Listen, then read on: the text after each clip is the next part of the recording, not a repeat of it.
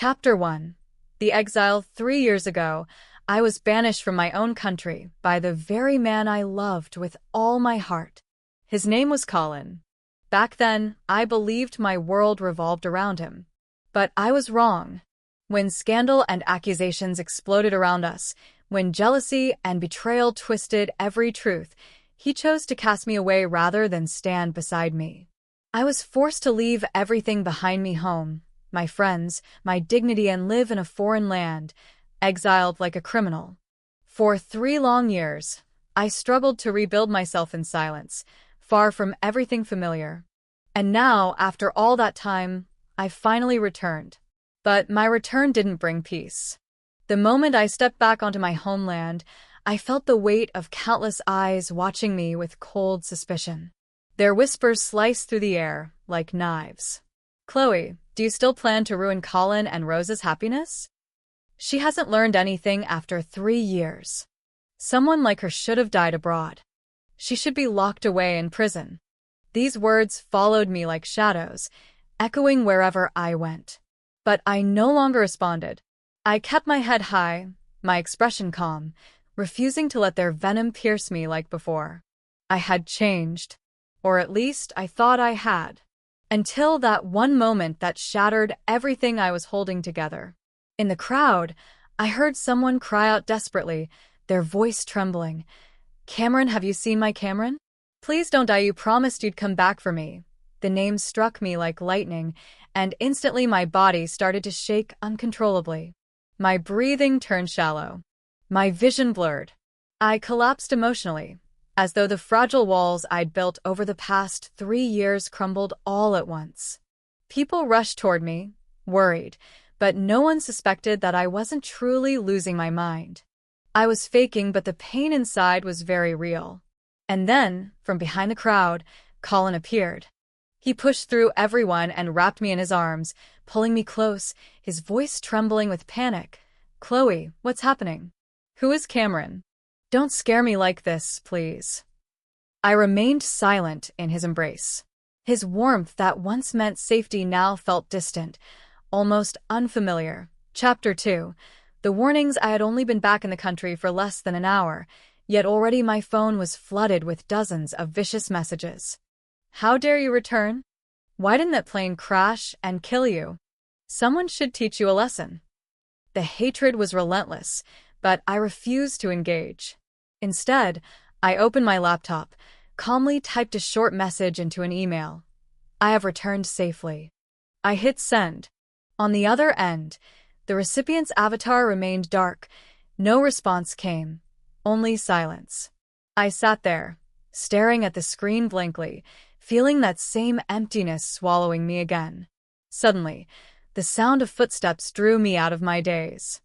I quickly closed my laptop. My mother entered the room, her hair neatly tied up, her face tense but trying to appear gentle.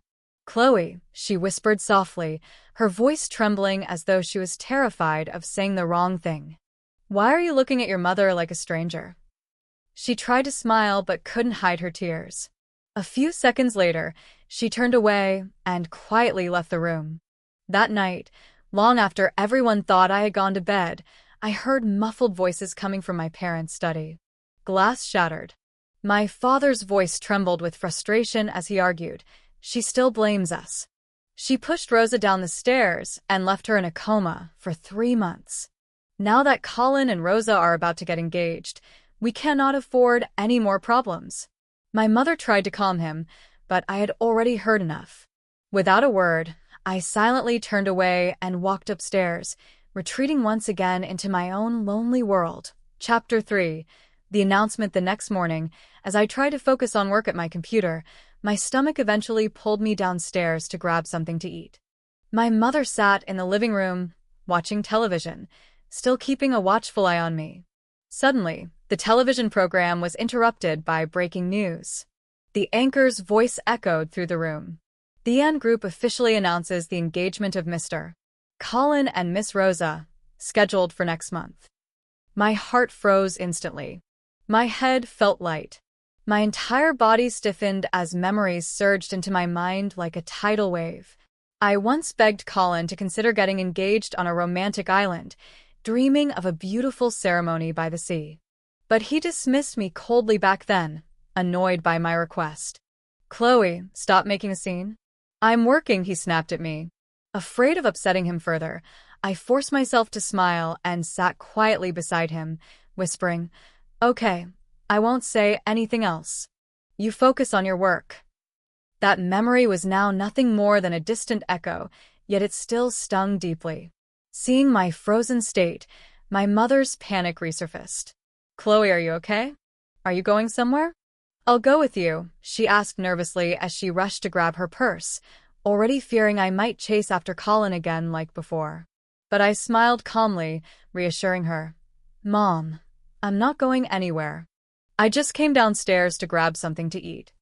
I grabbed a bottle of milk, turned, and went back upstairs. My mother remained standing, stunned and unable to relax. Chloe, she whispered behind me, but I didn't stop walking. Mom, keep watching your show. I'll be upstairs working. Chapter 4. The rumors return after the engagement announcement spread. Old rumors resurfaced like poison. On social media, half the internet congratulated Colin and Rosa, while the other half tore me apart.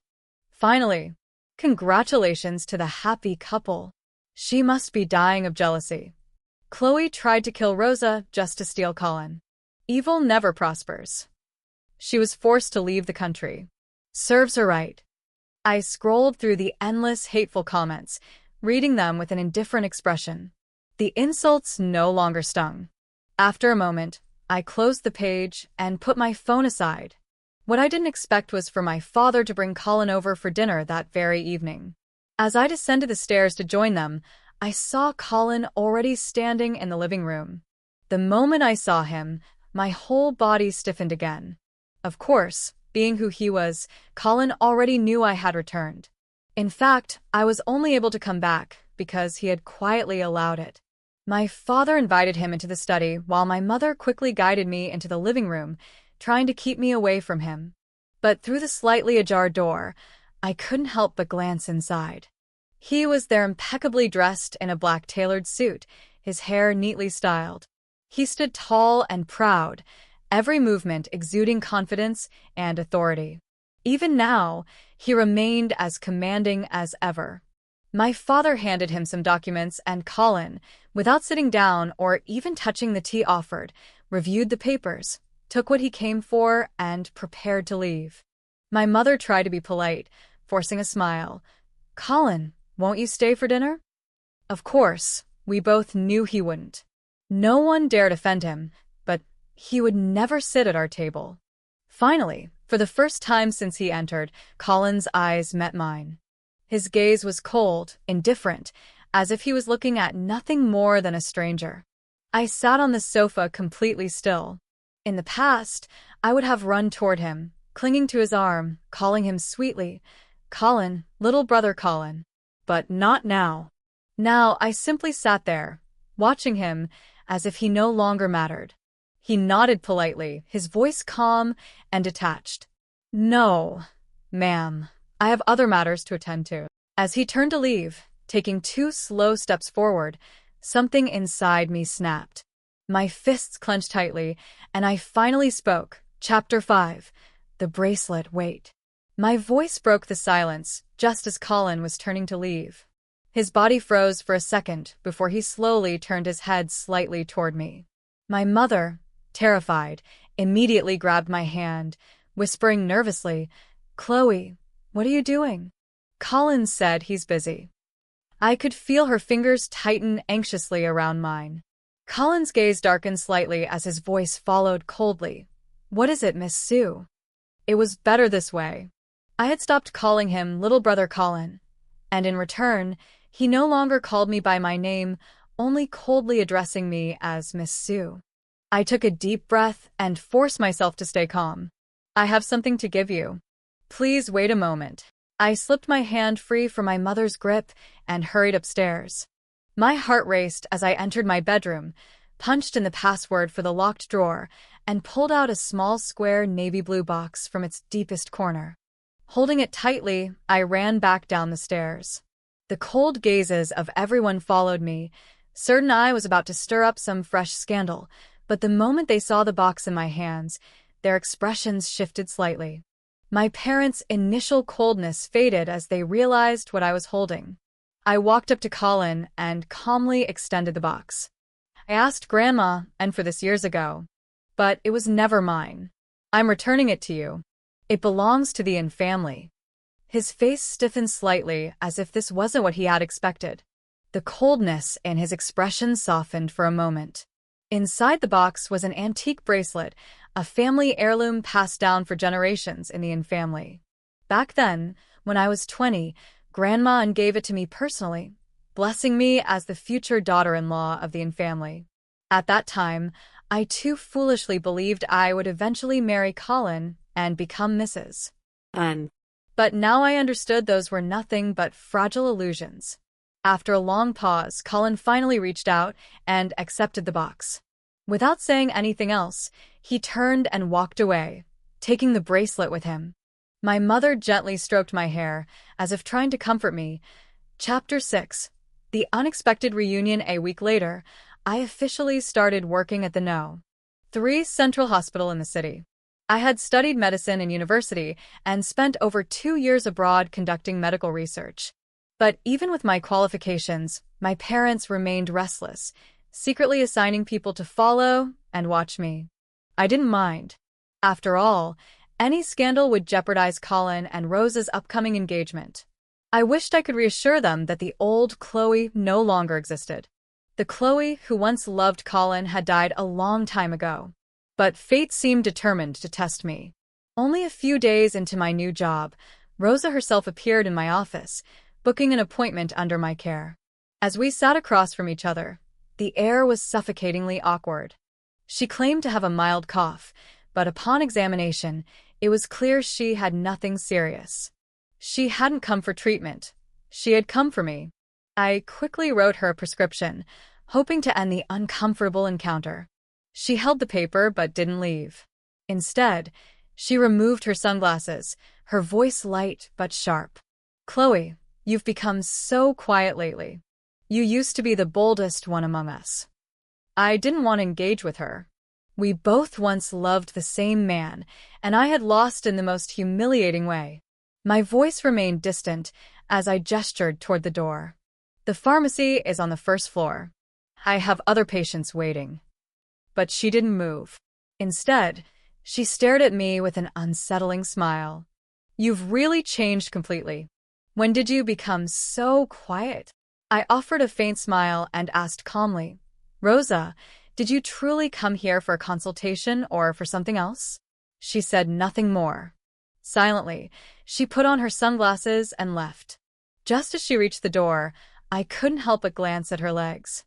3 years ago, she fell down those stairs, severely injuring her leg. Multiple surgeries followed, with heavy blood loss. That incident led to everything that came after. I was accused of pushing her. At that time, it was just the two of us upstairs. I swore she had fallen on her own, but no one believed me. Colin held her in his arms, his face twisted in anguish. "Colin, it wasn't me. I didn't push her." I had desperately tried to explain, but before I could finish, he kicked me in the stomach. "Get out." That was the first and only time he ever laid a hand on me.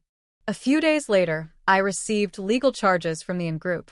Rosa wasn't officially part of the Yin family yet, but Colin was determined to seek justice for her. I was almost thrown into prison.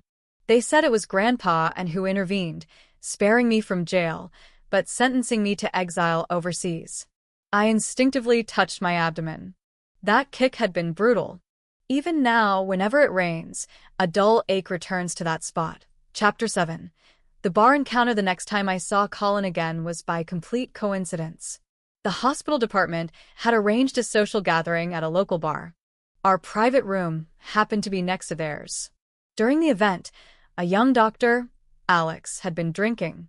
When he saw Rosa passing through the hallway, he boldly asked for her contact information.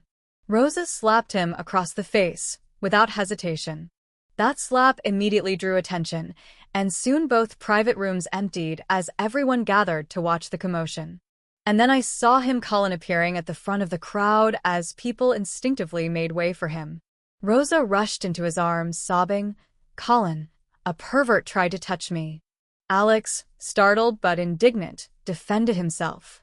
"I only asked for her contact info, Chapter 8. The accusation." "Oh, so you're saying Rosa framed you?" Colin's voice was cold and sharp, his eyes narrowing with dangerous intensity. The oppressive aura he exuded made everyone in the hallway instinctively step back. No one dared to move, and the entire corridor fell silent.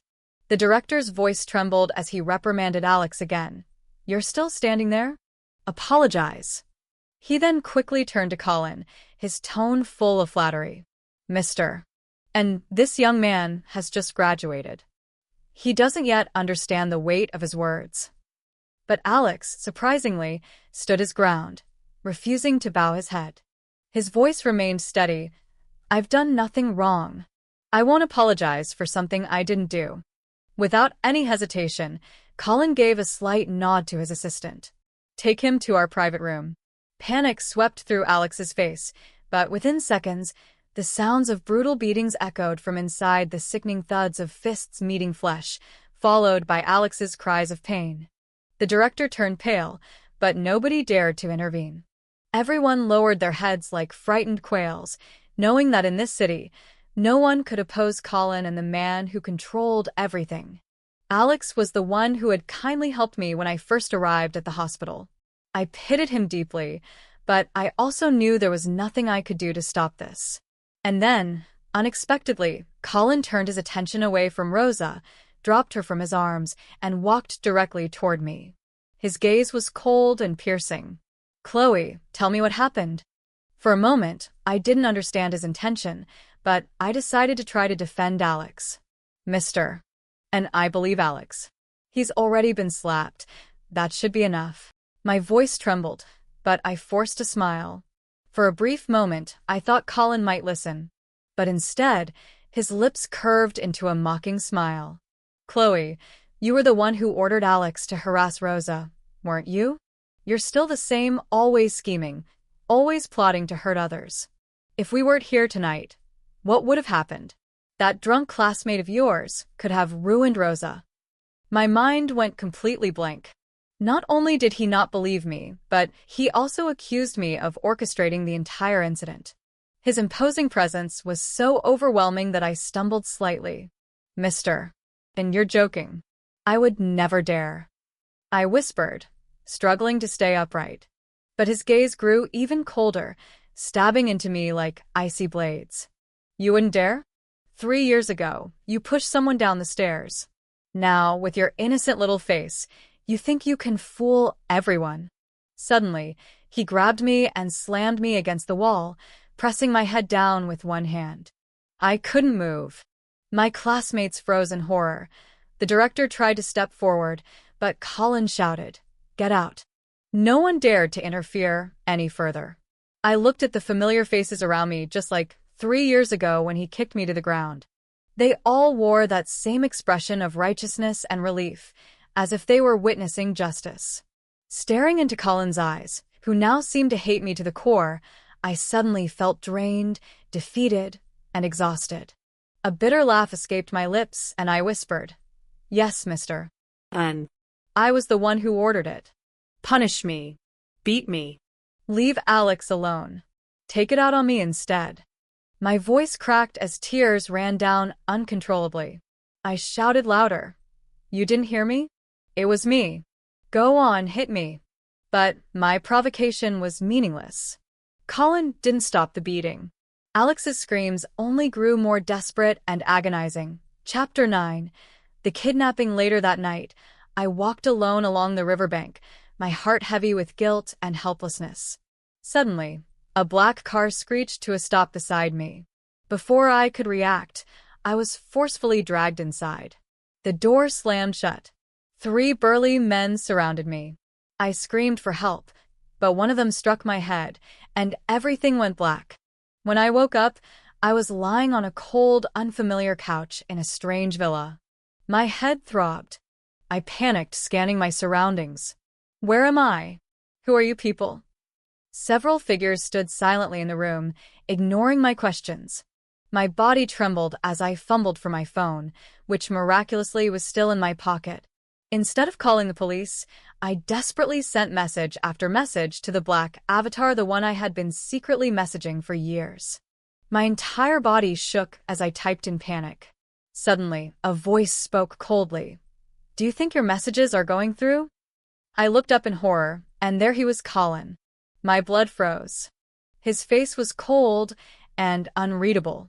I tried to keep sending messages, but my phone was snatched away before I could send another one. "What were you sending?" he asked, flipping my phone screen off. Without my fingerprint, I couldn't unlock it again. I looked at him directly, my voice shaky. "Colin, why did you bring me here? What is this? What do you want?"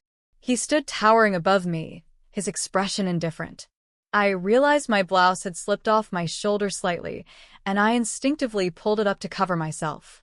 His gaze lingered for a second before he looked away, but I could feel his attention had already crossed a line. I finally snapped, yelling at him for the first time since I had loved him. "What are you looking at?" My voice cracked from fear, but I couldn't hold it back. "Where am I? What do you plan to do?" He still didn't answer. Instead, he turned and walked upstairs. I dashed to the nearest table, grabbed a phone, and ran toward the door, but one of the bodyguards blocked my way immediately. I spun around and saw Colin standing on the stairs, calmly watching me. "Don't waste your energy," he said. "This is my place. Without my permission, do you think you can leave?" My temples throbbed, painfully. "What do you want from me?" "Let me go home." His reply was chilling. "I've already spoken to Mr. Sue. Your father knows you're here." He agreed to it. My heart sank into complete despair. 3 years ago, when Colin forced me out of the country, my father hadn't dared stop him. And now, even if Colin abducted me, my father could only nod in submission. I felt myself breaking inside. But I knew what this was. He wasn't punishing me to defend Rosa. He was here because of what I had said at the bar. He didn't want to scold me publicly, but in private, on his own turf, he would punish me as he pleased. I steadied myself and stood tall. Fine. "Then hit me now. Have your men beat me like you did Alex. Let's finish this quickly. I don't have time to waste here with you." His expression shifted ever so slightly, as if my words amused him. "What did you say?" he asked slowly, descending one step toward me.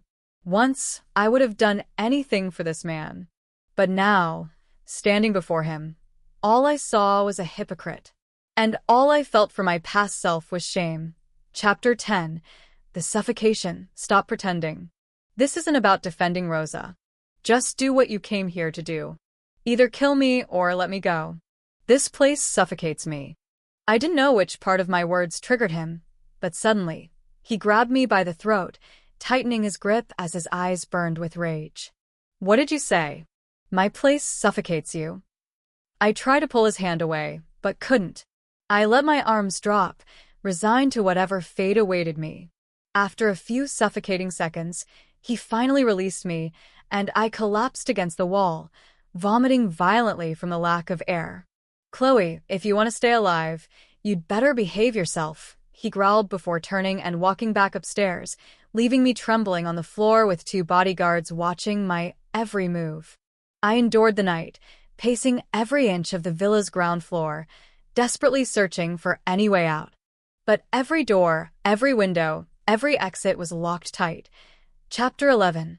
The nightmare within the villa. Finally, unable to endure the cold and hunger, I found a bed in one of the rooms and crawled under the covers.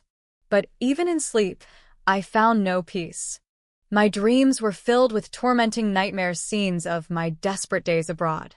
I kicked and screamed in my sleep, begging invisible figures, "Don't come any closer, stay away. I don't have any money, please, leave me alone. It hurts. Dad, Mom, help me. Why can't I donate blood anymore? I need the money, doctor, please." Each time I sank deeper into those nightmares, I couldn't wake up until it felt like I had fully paid my punishment. Only then would my eyes flutter open. Amid my haze, I vaguely heard voices nearby. "What are you waiting for? Call the doctor." "Yes, sir." The nightmares faded briefly, and I curled up, falling into a light sleep again. Soon after, I felt someone gently touching my hand, and then a cold liquid started flowing into my arm. My burning fever seemed to ease as my body absorbed the fluid. "How are her vitals?" "The fever's still high. 3 bottles should bring it down," someone said softly. Another voice, steady and low, answered, "There's a spare room next door. You can rest there. But sir, to check Miss Sue's condition thoroughly, I need to remove some of her clothes for examination." I barely managed to murmur, "Who's speaking?" The man continued, "Sorry, I don't mean any offense. Perhaps, sir, you should do it instead." And then I recognized that familiar voice. It was Colin. "Miss Sue has many wounds on her body." Chapter 12. The fragile warmth. I could feel someone gently lifting my clothes in my sleep. Though I instinctively tried to stop him, my weak body didn't allow it. My upper body was exposed, and my heart filled with anger. "Don't touch my clothes." But perhaps because his movements were so careful and gentle, I didn't feel afraid this time. I whispered weakly, "Help me cover up. If I get cold again, the pain will return." Some wounds on my body had healed and reopened so many times that they never fully closed. Amidst my feverish dreams, a single warm drop fell onto my chest. I wasn't sure whether it was his tear or my illusion. In my dream, I saw Colin, someone I hadn't seen in my dreams for years. I cried out to him in that suffocating darkness, trying to reach him, to see his face clearly. But as dawn approached, the image dissolved. I finally woke up, sat up, and noticed the needle mark on the back of my hand. Shaking my head to clear my thoughts, I got up and left the room, though my legs still felt weak. As I stepped into the living room, I saw a table set with steaming dishes on the marble surface. Then I heard footsteps. Turning my head, I saw Colin approaching, wearing light gray loungewear. I clenched my fists and said firmly, "I can go home now." But his expression remained calm. I spoke to Mr. Sue. He agreed that you can stay here for a month. What? My heart froze. He said nothing more, simply walking over to the dining room and taking a seat, as if my struggles didn't matter. I tried to hold back my fury. "I need to get to work. I'm already late." Without looking up, he pulled out his phone and calmly made a call. Dr. Ting, Cardiology Department. "Miss Chloe will be on leave for 1 month." Before I could grab the phone, he had already hung up. I shouted at him, "What right do you have to decide for me?" "Don't push it too far, Colin." His icy gaze swept over me. "What right?" "The right to decide the life or death of companies. Does that count?" His words made my breath catch as I stepped back involuntarily. Chapter 13. Rosa's jealousy. Colin soon left for the company, and I was left in the villa alone. My phone was gone too, and panic filled me as I searched for it everywhere. "Miss Sue, you won't find it," a housekeeper said. "Mr. and took your phone with him." Furious, I ran to the landline, called his office number, but no one answered. My heart sank. Colin had placed me under house arrest, yet I couldn't resist him. My wings had been clipped long ago. I hadn't been able to fly for years. Until one day Rosa arrived. She knew I was here. Her expression was awful the moment she saw me. She didn't enter the house immediately, but instead saw me outside, tending to a stray dog. She almost lost control, nearly starting an argument with Colin. No woman could tolerate another woman staying at her fiancé's house. But this time, Colin didn't rush to come for her as he once would have. His cold indifference frustrated Rosa, but she followed him inside anyway. Through the villa's large glass windows, I saw them going upstairs. I ignored it and focused on cleaning the stray dog's wounds. Half an hour later, I returned inside and bumped directly into Rosa as she came down the stairs. She abandoned her usual sweet act and suddenly slapped me across the face with a loud crack. From the top of the stairs, Colin witnessed everything. I calmly raised my hand and slapped her back, even harder. "You're scared. That's why it hurts. You didn't know, did you?" These days, I've been sleeping in his bed, just as I imagined. Rosa's face turned pale with rage. She almost fell, completely losing her mind as she stormed out in fury. I glanced up toward Colin standing silently at the top of the stairs, then let out a cold laugh. She's the one who should be breaking down. Surprisingly, he didn't come down to reprimand me. I turned away, grabbed the disinfectant, and went back outside to tend to the stray dog again. Chapter 14. The confrontation as night fell. I couldn't hold it in any longer. Colin was truly a master of psychological warfare. No one could outlast him. I appeared at the doorway of his study. Hearing my footsteps, he let out a faint snort before turning his head. "What do you want?" I forced a sarcastic smile. "Colin, don't you want to get married anymore?" He set his documents aside, preparing to listen to my argument calmly. I wasn't a business genius like him, but I understood what he was doing. "You've locked me up here because you're afraid I'll ruin your wedding next week, aren't you? You're being too cautious. No woman can tolerate another woman staying in her fiancé's house. If you keep this up, you'll lose Rosa." His calm response landed like clouds absorbing every punch I threw. "Are you finished?" His indifference was maddening. "You really think everything revolves around you?" My voice grew louder, frustration bubbling inside me. "It's been 3 years, Colin. You abandoned me overseas for 3 years. Did you ever think about what my life was like there? Did you think I was studying, progressing, living well? It was hell. I begged for help, but no one listened. I prayed to the heavens, but nothing answered. That Cloe who loved Colin, she's long gone." My words finally seemed to hit him. The pen in his hand bent under his grip, and the veins on his forehead bulged in fury. His voice grew dangerously low. "Cloe, if you want to stay alive, return to your room immediately." I took a deep breath and stared back at him. Chapter 15. The turning point. I stared at him, frozen. My mind was spinning in chaos. I wanted to go home. And if that wasn't possible, I wanted to leave the country for good and never return. But before I could take a breath, he suddenly grabbed me, gripping me tightly. "What did you just say?"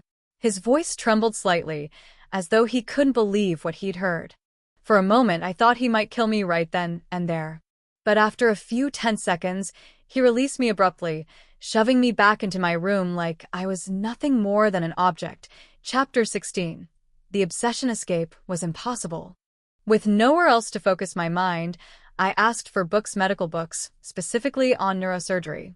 To my surprise, Colin didn't refuse. In fact, he had hundreds delivered to the villa. From that moment on, I stopped arguing with him. I buried myself in the books, studying nonstop, day and night. No one understood why I became so obsessed with brain surgery. Even Colin occasionally probed curiously. "Is your head hurting again?" I ignored him. But one day, as if remembering something, he asked carefully, "Cloe, back when you were abroad, did you have a friend who injured their head?" My head snapped up. "What?" "You mentioned headaches," he added, as though testing me. "What was their name?" In an instant, I jumped up, grabbing his arm in desperation. "Colin, do you know something? Tell me. Please tell me." But he just frowned in confusion. "What's wrong, Cloe? Calm down." From that day forward, my mood collapsed further. I grew increasingly withdrawn. Eventually, I even stopped eating, not intentionally, but because my appetite simply vanished. Sometimes, I even thought if I quietly disappeared from this world, nothing would change. The world was too big. It didn't need me. But Colin wouldn't allow it. Chapter 17. The force-feeding. When he found out I hadn't eaten in several days, he stormed in with a tray of food, caging me like a wild animal. He pinned me down and force-fed me spoonful by spoonful. I fought, refusing to swallow, nearly choking several times. My body shook as I coughed violently. "Cloe, do you really want to die?" he shouted in anger. I wiped my mouth and laughed coldly. "Of course. You're just afraid I'll die in your house and bring you bad luck. Whatever frightens you most, that's exactly what I'll do. You're a damn devil. The more miserable you are, the happier I'll be." For the first time, I saw real exhaustion flash in his calculating eyes. But instead of backing off, he suddenly grabbed a spoonful of rice, chewed it himself, and forced it into my mouth. I recoiled in horror, but he had gone completely mad. Even when I bit his tongue, he didn't flinch. He forced the food down my throat, and I had no choice but to swallow. Gagging and scraping at my throat with my fingers, I tried to vomit, but he let go just before I could. "Since you won't eat, I'll feed you myself." He returned again with another spoonful, and this time I no longer resisted. I opened my mouth, chewed, and swallowed. A simple meal, but both our eyes burned red as though we were devouring each other. Chapter 18. Rosa's outburst. Rosa soon exploded with rage when she found out. Ever since Colin fed me that first time, I dared not resist him anymore. Every time I refused, he found new, more extreme ways to break me. He even forced me to share his bed. Though we slept separated by a vast distance, he always claimed it was because I screamed during storms and only calmed down with him beside me. A ridiculous excuse, but I couldn't refute him, because if I did, he would silence me with his kisses, saying I spoke too rudely. If I disobeyed, he'd simply force my mouth shut. But this time, when Rosa arrived, she found us in an unexpectedly intimate scene, something I couldn't even explain myself. I had woken up lying against Colin's chest. Normally, we each slept on our respective sides, never touching. But this time, we were embraced like lovers. I never moved much in my sleep, so I couldn't understand how this happened. Yet Colin remained calm. Rosa, however, lost her mind. She rushed at me like a madwoman, screaming, "What are you doing, Cloe? You've already ruined my life. Why are you trying to steal Colin too? Do you want me dead?" She yanked my hair fiercely. But Colin pushed her away with such force that she crashed into the wall. Rosa was completely hysterical, her red eyes full of fury. I tried to speak, to explain we had done nothing, but I stopped myself. What was the point? No one would believe me. 3 years ago, she was the one who falsely accused me of pushing her down the stairs. Now, I simply looked at her coldly. The scandal didn't last long. Eventually, Colin took her into the study where they talked for what felt like hours. I sat on the bed, numb, as if the world's noise no longer concerned me. But even through the door, I heard one desperate sentence. Rosa's voice trembled. "Colin, we're engaged in 3 days. I'm going to be your wife. I can't accept your family canceling the engagement tomorrow. I have to marry you, please." Her sobbing voice was pitiful. And then Colin's answer came, colder than ever. "Rosa, what are you trying to do? We agreed from the beginning. The engagement was only to stabilize your family's shares and settle an old debt." Chapter 19. The proposal. I clutched my head. I had heard it clearly. Their engagement was never real. It was nothing but a business contract. My thoughts spun out of control. Time passed in a blur before they both suddenly appeared at my door. Rosa looked at me icily and spoke first. "Colin, can't you see? She's not the same Cloe anymore. Her eyes are empty. She doesn't love you. If she agrees to marry you right now, I'll leave and never bother you again." My mind blinked. What were they talking about? Colin hesitated for a moment, but then walked toward me, gently taking my hand. "Cloe, don't be afraid," he whispered. His touch was surprisingly soft. I frowned suspiciously as he gently brushed back my messy hair and, for the first time, spoke words that felt painfully sincere.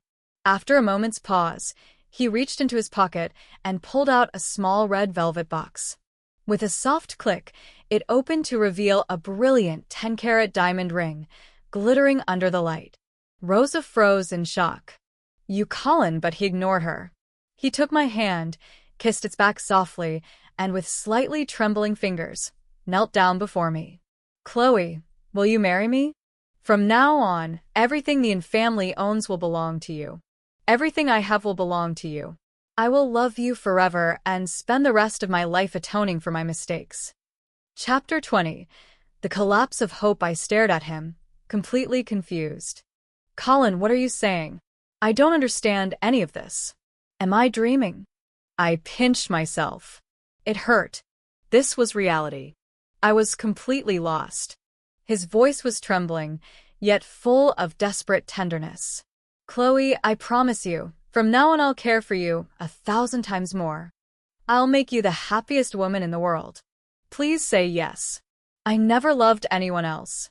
Before, I only felt that you were too clingy. It tired me and made me instinctively want to push you away for my own peace. But even then, you were always the only one in my world. I was foolish. I was terribly wrong. You were full of life, and I was the one trying to change you into something else. I thought sending you abroad would make you mature, but it only destroyed you. You never needed to change. That stupid decision ruined you and made you believe you had committed an unforgivable sin. I blinked, trying to absorb his words, unable to believe what I was hearing. His long fingers trembled slightly as he looked at me with unwavering focus. He was still dressed in yesterday's shirt and trousers, looking perfectly composed, while I stood disheveled, messy, and unkempt like some pitiful Cinderella being proposed to by her prince. A long silence filled the air. Finally, I whispered, "Colin, I don't love you anymore. I won't marry you." The man kneeling before me trembled violently, his voice turning hoarse. "Chloe, are you joking? It's okay. I know you've suffered. You hate me, but I'll stay on my knees as long as it takes until you calm down." I couldn't help but laugh bitterly at the absurdity of it all. "Colin, you don't understand. We can never be together. Don't try anymore. Even if you kneel for an entire year, I will never accept you." Each word was like a knife, cutting deeper than the last. The moment I had once dreamed of so long ago was finally here, and yet I felt nothing. Time was cruel. It had erased every bit of affection. "Enough," I said coldly. "I reject you." Colin's eyes reddened as his entire body trembled, forcing a broken smile. "Chloe, don't say such hurtful words. Even if you want to stab me or take my life, I'll endure it. Just please marry me now." His hands gripped mine tightly, as if afraid I'd slip away forever. "I know I've made mistakes. Please give me a second chance." But I looked straight into his eyes and delivered my final words. "Colin, let's say everything you've said is true, but I don't love you anymore. I don't want to marry you. If you want to marry someone, marry anyone else, just not me." My words finally shattered his last bit of hope. His body swayed, collapsing as his hands clung to mine even tighter. I stood from the bed, pulling the sheet aside. "Colin, can I leave now?" I stepped forward, but he grabbed my wrist again. That's when I noticed his hand burning with a high fever. "Don't go," he pleaded. "Think carefully. I can sacrifice everything for you." "I will, Chloe." As his grip tightened, warm liquid spilled from our hands, but it wasn't mine. My chest ached, but no tears would fall. "Colin, you're not listening." I said no. "I will never accept you. Do you hear me?" I fought to free myself, slowly prying each of his fingers away. As I finally broke free, the ring box he had been holding slipped from his hand, falling onto the soft carpet with a dull thud. We both froze. I stood numbly, Colin knelt in despair, and Rosa watched it all, smiling coldly. Colin, still on his knees, finally opened his mouth, his voice hollow and sharp. "Chloe, this is your last chance. You know your Sioux family has always depended on the family's business. Why do you think I've helped your family all these years? If you walk away today, I'll have no reason to support the Sioux family anymore. Without the family's protection, what do you think will happen to you? To your family?" I clenched my fists tightly, my voice remaining icy. "Then from this moment on, we are strangers. Goodbye." Behind me, Rosa's voice followed like a ghost. "Colin, don't worry. We will still get married, won't we?" Chapter 21. The breaking news: the day the group celebrated their engagement party, my world collapsed. In the city square, an international news bulletin suddenly appeared on the massive screen. The headline read, "Breaking news, medical prodigy Cameron declared brain dead abroad." My mind went blank. My legs buckled. On the screen, Cameron's body lay lifeless on the cold operating table. His final words flashed beneath the image. "Good girl, don't be afraid, I'll always be with you." My body trembled uncontrollably as everything came rushing back. Cameron, the man I truly loved. It was on a foreign street, when I was beaten and robbed by gang members, that he had appeared out of nowhere and saved me. He had wiped away my tears and said softly, "Don't be afraid anymore. From now on, I'll protect you." After that, no one dared demand protection money from me, no one beat me or told me to go back home. He was my safe haven. He took me to therapy, helped me apply to medical school, and encouraged me to pursue my studies. He promised that once I graduated, we'd travel the world together, tasting every delicacy, and one day, on a romantic beach, he would slip a ring on my finger and keep me in his embrace forever. I once told him that my body was covered in ugly scars from the beatings. He kissed every mark gently and whispered, "They're not ugly, silly. They only hurt because your husband came too late to protect you." I loved him with all my heart. I studied relentlessly, hoping to become as brilliant as him, just so I could marry him sooner. But on September 7th, everything shattered.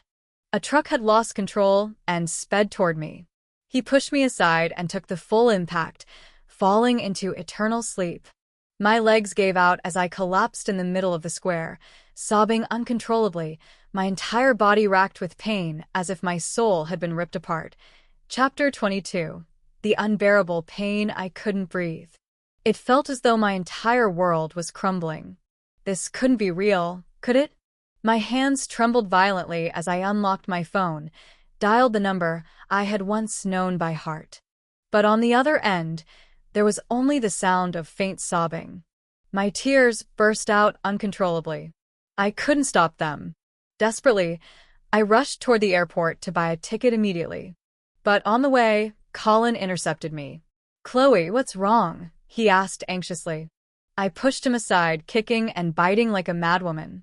My sobs were uncontrollable. "Let me go. I have to see the most important person in my life. He's gone, Colin.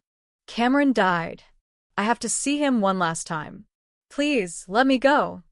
My cries were heartbreaking, but Colin refused to let me pass. Chapter 23. The hospital nightmare. When I woke up, I found myself tied tightly to a hospital bed. The white coats of several doctors surrounded me, their faces grim and emotionless. "Who are you?" I shouted, feeling something warm gush from my chest, staining the sheets bright red. I struggled against the straps that bound me. "Who gave you permission to tie me up? Where's Cameron? Where is he?" None of them answered. Their silence felt inhuman. "Mr. N." One of the doctors finally spoke. "Miss Sue's condition is unstable. Her mental state is very serious." That's when I saw Colin, dressed impeccably in his black suit, standing at the side. His hands trembled as he tried to hold back the blood I had coughed up, his voice hoarse and broken. "Chloe, please don't hurt yourself anymore. Your body can't take it." But I pushed him away fiercely. "I want to see Cameron. He's still alive, isn't he? He promised to marry me." My cries grew more hysterical, my tears mixing with blood as I thrashed wildly against the restraints. Rage consumed me. Who did this? Who hypnotized me? Who erased my memories? Suddenly, my fury turned toward him. "It was you, wasn't it? You hired someone to hypnotize me to erase the one person I loved most." I lunged at Colin, biting him like a wild animal. His hand bled from my bite, but he didn't fight back. My mind was spinning as painful fragments returned. Cameron had died protecting me. I held his blood-soaked head in my arms as he smiled weakly through his final breath. "Don't cry, Chloe. What I hate most is seeing you cry." My screams echoed through the sterile hospital room. The memories were fragmented. I only recalled the 3 days he spent in a coma after the accident. Everything else was blank. They had erased him from my mind. All that remained was a familiar email address I used to write to during my darkest moments. I had even returned home completely forgetting about him. My guilt devoured me. My love, my angel, my Cameron gone. Chapter 24. A hollow heart. Colin's hand was covered in blood. The doctors rushed to disinfect his wound, but I turned away and bit my own tongue, desperate to end my agony. He rushed to stop me, prying open my mouth in panic. Chloe, stop. Let go. If you stop, I swear I'll take you to see him right now. His words caused me to freeze. I gasped, trying to catch my breath, my eyes wide with desperation. Don't touch me. Take me to him. I want to see him now, I screamed.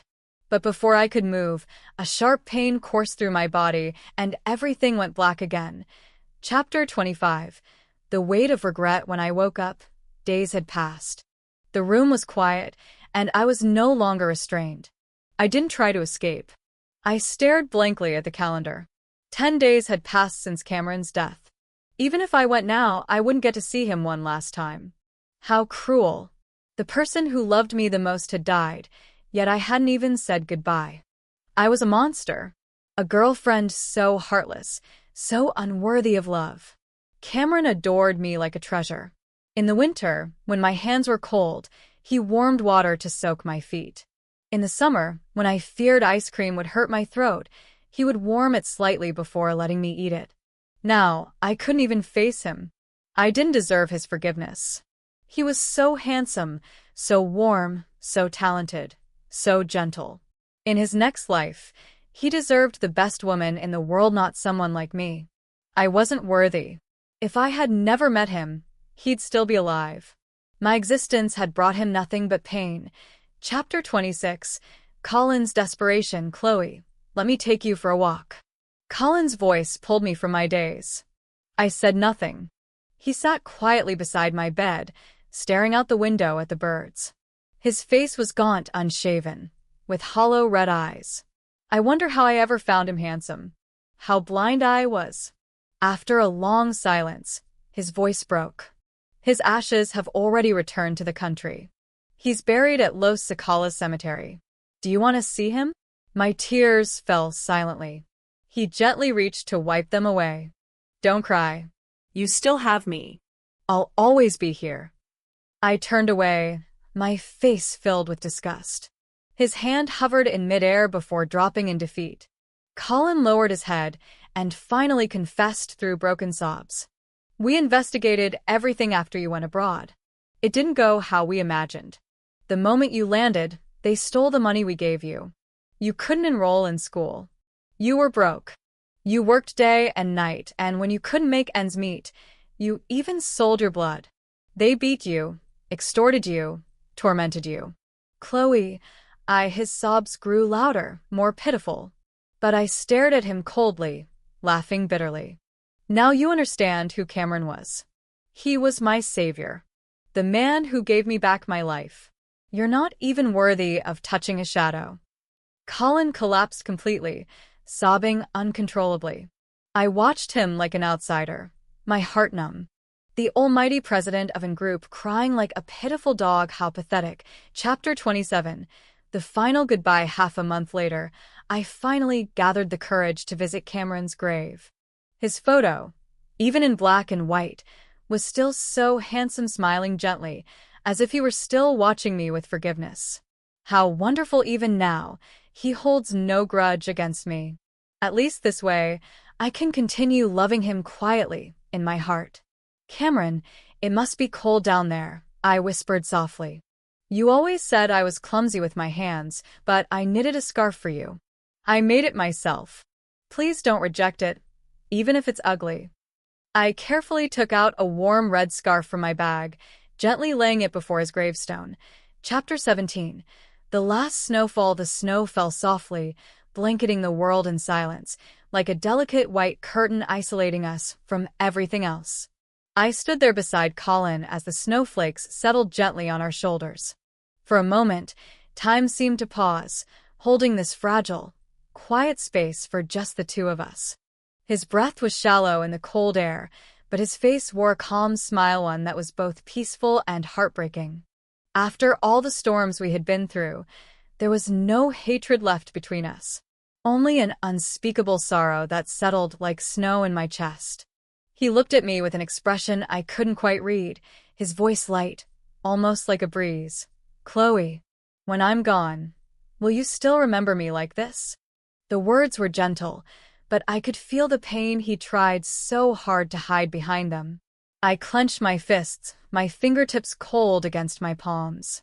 I whispered, my voice quivering yet steady, Colin, even if I had the ability to forget you, like I once forgot Cameron, I wouldn't choose to use it. His eyes widened slightly, as if my words touched the part of him still desperate for redemption. A faint smile appeared on his pale lips. That's enough for me. Even if I can't stay by your side, at least I'll live in your memory. The snow kept falling. He trembled slightly as he fought back another coughing fit, quickly hiding the blood-stained handkerchief in his pocket. But his posture remained proud, as if he refused to let me see him weakened. Chapter 18. His final wish. Colin. I finally spoke again, my gaze locked on his. Thank you for everything. You made many mistakes, but in the end, you tried to set things right. His bitter smile grew deeper. I was so blind. I only wanted a peaceful, obedient wife, and thought sending you abroad would make you stronger. But I destroyed you instead. I ruined both of us. Chloe, you were always full of life. I never should have tried to change that. His voice trembled as he looked at me with bloodshot eyes. But let me at least stay until the very end. I wanted to say something comforting, but all words seemed useless. So I simply nodded as the snow continued to fall, blanketing everything around us in quiet white. We stood there, side by side, beneath the falling snow, neither speaking, both lost in our own thoughts. Neither of us knew how much longer we had like this. Chapter 19. The unspoken goodbye. 2 months later, on another snowy morning, Colin left quietly in his sleep. No pain. No struggle. Only a soft exhale, as if his soul had finally found peace. I stood in front of 2 gravestones, Cameron's and Colin's. Their names engraved side by side beneath the towering pine trees, forever resting beneath the same endless snowfall. I placed fresh flowers before both of them. Cameron, me savior, my light, my eternal love. Colin, the man who, in his final days, found redemption through his selfless sacrifice. The wind whispered softly through the cemetery as snowflakes danced like spirits in the air. I spoke gently into the silent air. Cameron, I'm sorry I wasn't with you at the end. And Colin, thank you for keeping your promise to protect me, even when I couldn't love you anymore. The snow continued to fall endlessly, as if covering all the pain, regrets, and sorrow under its pure white blanket. The past was buried with it, and my heart, though scarred, felt strangely light. Chapter 20. A new beginning. Many months passed. The world kept turning. Seasons changed. Life went on. I poured myself into my work, dedicating my career to medicine, the very path Cameron once guided me toward.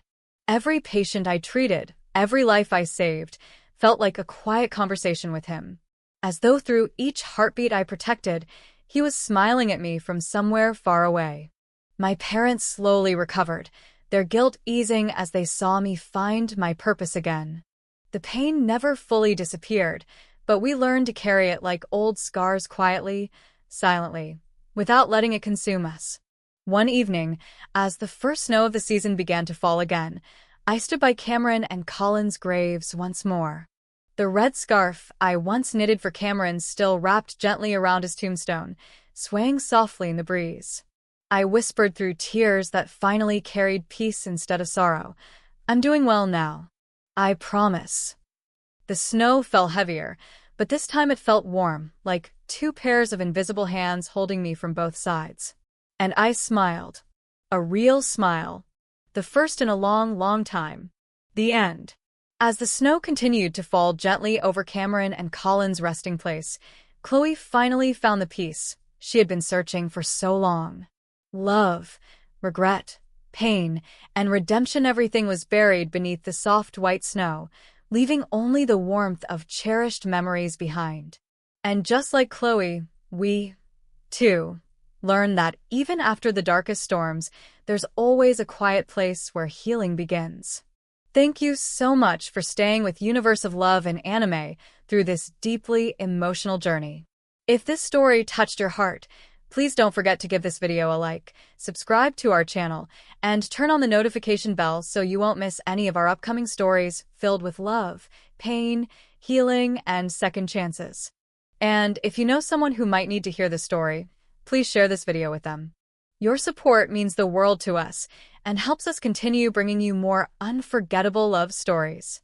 Until next time, stay safe, stay kind, and remember true love always finds its way, even through the snow.